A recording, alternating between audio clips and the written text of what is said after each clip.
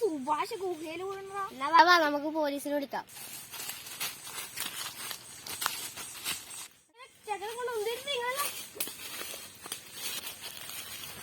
നമ്മൾ ഉന്തിയിട്ടല്ല സാറേ, വീണ് പോയതാ.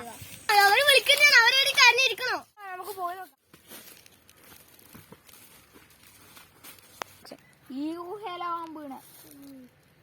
നിങ്ങൾ തിരിച്ചു പോയിക്കോ, ഓനെ രക്ഷിക്കാൻ കഴിയില്ല. അതെന്നാ സാറേ, ഗുഹയില് 13 ആള് വീണ് മരിച്ചു, ഇതും കൂട്ടി 14 ആളാ. ഇതിനകത്തൊന്നും ഒരാളെ പോലെ രക്ഷിക്കാൻ പറ്റിയിട്ടില്ല നമുക്ക്. നിങ്ങളും കൂടി തിരിച്ചു പോയിക്കോ, അല്ലെങ്കിൽ നിങ്ങളും കൂടി ഈ ഗുഹയിൽ വീണ്ട അവസ്ഥയായിരിക്കും. സുഭാഷ് ഇല്ലാണ്ട് പോവില്ല. നമുക്കത് ഒരിക്കൽ ശ്രമിച്ചു നോക്കാം. ഞാനൊന്ന് ഫയർഫോഴ്സിൽ വിളിച്ചോക്കട്ടെ. അവർക്ക് ഇങ്ങോട്ട് വരാൻ പറ്റില്ല, മേലെ ആരാ വണ്ടി ഉണ്ട്, അവിടെ പോയിട്ട് കയറെടുത്തിട്ട് വരാം. നമ്മൾ പോയി എടുത്തിട്ട് തരാം.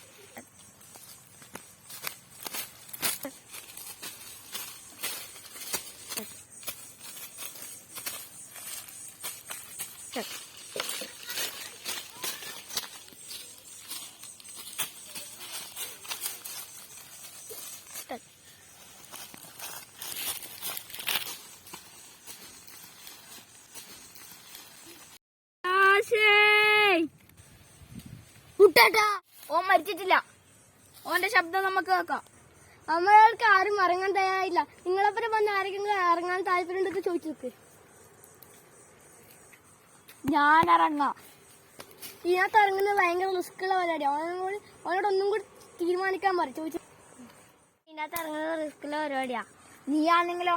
നീ ഇറങ്ങിയില്ലെങ്കിൽ ഞാൻ ഇറങ്ങും. ഞാൻ ഇറങ്ങിക്കോ. ഞാൻ എനിക്കൊരു കെട്ട് കാണിച്ചിട്ടാ, അത് അതിന്റെ ഉള്ളിൽ എത്തിയിട്ടാണ് നീ അവന്റെ മേത്ത് കട്ടണ്ട. നീ ഇട്ടിട്ട് ഇതിന്റെ ഉള്ളിലോട്ട് എടുക്കുക, എന്നിട്ട് വലിക്കുക. എന്നിട്ട് അവന്റെ കാലിന്റെ ഭാഗം കുറച്ചും കൂടി വലുതാക്കിയിട്ട് കാലിന്റെ ഭാഗം തലേന്റെ ഭാഗം 2 വശത്ത് ഇട്ടിടുക. എന്നിട്ട് തന്നെ വലിച്ചാൽ മതി കേട്ടാ. വിലക്ക് ആ ശരി സാറേ. ഇത് പേരുന്നില്ല.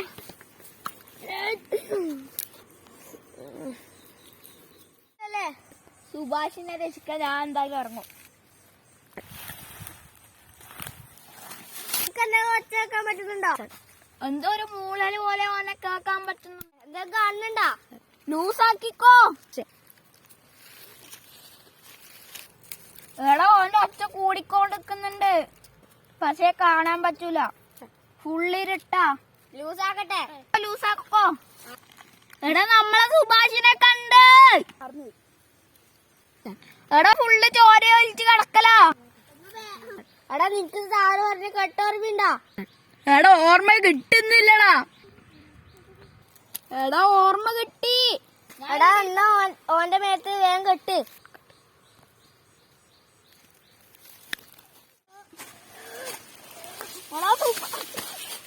എടാ, സുഭാഷിനെ കെട്ടി.